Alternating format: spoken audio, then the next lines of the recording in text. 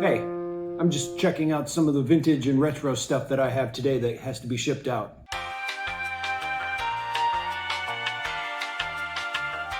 First up is an item that, it was a pair. There were two of them. They were really neat. They were kind of novelty, and one of them sold and the other one I've had for a very long time. This is the figure. This right here. Boxer shorts with hearts on them, socks and sandals, and he's got like one of those Monty Python shirts, cloths, handkerchiefs tied around his head. It's just really neat. It's a candle, and it's one of those candles where if you burn it, that's gonna be kind of morbid because his head will just kind of slowly melt. So I think it's more decorative. And how could you set fire to this thing, you know? And it's even got like a little patch of hair right there on his chest. The woman that we got with it sold right away, and we were kind of sad that they sold separately. Next up is a large Richard Scarry book. Now, this one is called The Best Word Book Ever. This is a revised version, and inside is just basically the alphabet, and it tells you things like the new day, and it's got like different things throughout the day that the character has, or it's got things in the house, and it just shows by examples with random words next to these little drawings of each of the characters, which is kind of neat. I really like the fact that it's got all these, it's like something you would draw in your own sketchbook. And this book is a reprint of the 1963 book, reprinted in the 1980s. And now, not one, but two Cuddle toys. These are, they're baby head toys called Cuddle Head toys. There's a series of them, and this one, he's got a blue, or at least I think it's a he. I shouldn't assume. The doll has a baby head, and the eyes look like they should be one of those close eye things, but they're not. And they're really glassy and blue, though. Look at that. One of us. Also, these sold separately, and one right after the other, as a matter of fact. So I sold one, and then I sold another. So these are going out to two separate people. Again, I feel bad splitting them up, but, you know, whatever. Next, I have a golden book for the story The Saggy Baggy Elephant, and this one is from 1969. Now, the reason I know that is, when I look at the inscription on the inside, somebody put a date of 1969 on it, because sometimes what happens is these are reprints, and it'll say, like, over here it says 1947, but on the back of the book, it has, like, Huckleberry Hound on there, and that came out when television was around, so it's not 1947. But I know at the very least, this book was gifted in 1969.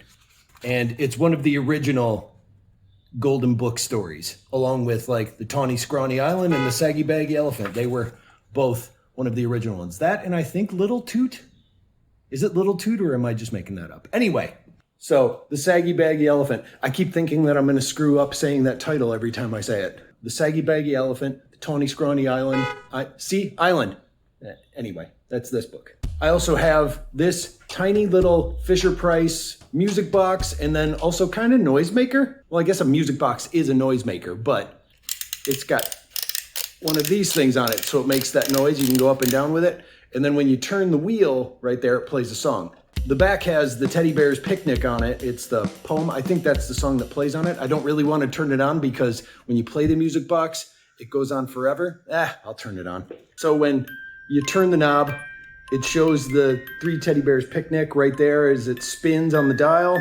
It's like a little radio that you can carry around. More of a transistor radio looking thing, but a radio nonetheless. And from 1952, I have this Lucy doll from the Peanuts comic strip. The doll's in okay condition, but I know when I run across Peanuts dolls like this, even in their roughest shape, people are looking for these. People really like these. I don't know, they're just really dedicated fans when it comes to Peanuts. And this is Lucy and wearing a red dress, which I don't think Lucy actually wore a red dress. It was blue. So this is a red dress with blue highlights, but it's Lucy for sure. And the face is drawn right on there, and it's just a little doll. Another thing that I collect a lot of are frame tray puzzles. Now, I collect them for the same reason that I collect illustrated books. I love the drawings in them. I know I don't do it for the puzzle. I don't care if they're difficult or if people like to do puzzles. I just really like these original paintings and illustrations that are on these things. So this one is basically just called Cat. And what the cat is doing is he's out in the field somewhere for some reason. He's eyeing up a frog on a lily pad, and underneath, cut out in the jigsaw puzzle, is the word cat.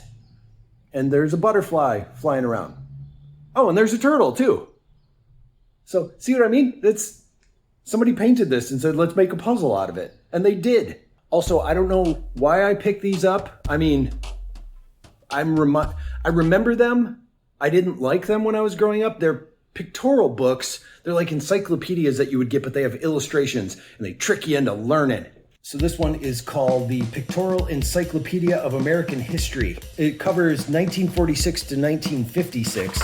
Although I do like the illustrations that are in these because they're like usually painted or something, and they're almost the kind that you would ironically do now, going like, these look super 1950s-ish, which they are. This one has a lot more words than they normally do, but you have to admire the amount of effort they put into making this realistic and almost comic book-like. And then they try and trick you on the front by putting a picture of a big jet plane. And then the last item that I have is in my loose figures bin, and it is Pokey from the Gumby show. Now, I know Pokey spoke. I keep thinking that I'm gonna rhyme something here. I know Pokey spokey. Ha! Anyway, I know Pokey had a voice and spoke, but I can't think of how the voice went. Otherwise, I would do an imitation right now. I want to say that it was a high-pitched voice, maybe, but this is from the Gumby show, and there's no other way to describe it. It's a Gumby type of figure. It's bendy, it's got the wires inside so you can pose it. Well, pose it as much as you can with a toy like this.